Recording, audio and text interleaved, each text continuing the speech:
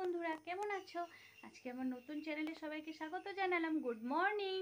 সবাই আমার পাশে থাকো, আমার সাথে থাকো, আমার চ্যানেলটাকে লাইক এন্ড সাবস্ক্রাইব করে দিও। তো কেমন আছো তোমরা একটু বলবে। আমি একটু স্কুল গিয়েছিলাম, যেহেতু আজকে এখন তো 7টার থেকে স্কুল স্টার্ট বাচ্চাদের, তো স্কুল গিয়েছিলাম, ওখান থেকে জাস্ট আসলাম। এসে এখন কিছু একটা সিম্পল রেসিপি তোমাদেরকে দেখাবো। যদি ভালো হয় লাইক এন্ড সাবস্ক্রাইব করবে, আর আমার পাশে সবসময় থাকবে, সাপোর্ট করবে। কিছু ভুল হলে ক্ষমা করে দিবে, যেহেতু নিউ ব্লগার না। So bye bye.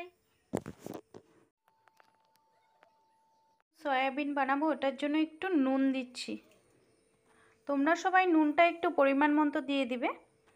তারপর একটু হলদি দিচ্ছি, তারপর একটু জিরে গুঁড়ো দিয়ে দিলাম, তারপর ধনে গুঁড়ো দিয়ে দিলাম, তারপর একটু গোটা জিরে ছিটিয়ে দিয়ে দিলাম। তারপর চিকেন মশলা না, চিকেন কারি মশলা, এটা একটু দিয়ে দিবে। তারপর লঙ্কা গুঁড়ো একটু দিয়ে দিবে। তারপর সর্ষের তেল একটু দিয়ে দিবে। তারপর কেটে রাখা পেঁয়াজ, আদা রসুন বাটা, আলু টমেটো, এই সবগুলো উপকরণ দিয়ে দিতে হবে। তারপর আমরা সবগুলো মেখে নিব ভালো করে।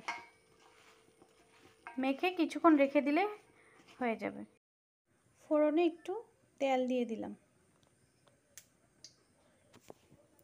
তেলটা গরম হওয়ার পর একটু শুকনো লঙ্কা দিয়ে দিলাম। ফোড়নে দালচিনি আর এলাচি থেতো করে দেয়া হলো। তারপর একটু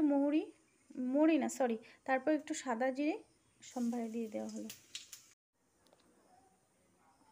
তারপর মেখে রাখা জিনিসগুলো, সয়াবিন, ওগুলো সব এখানে ঢেলে দেওয়া হলো।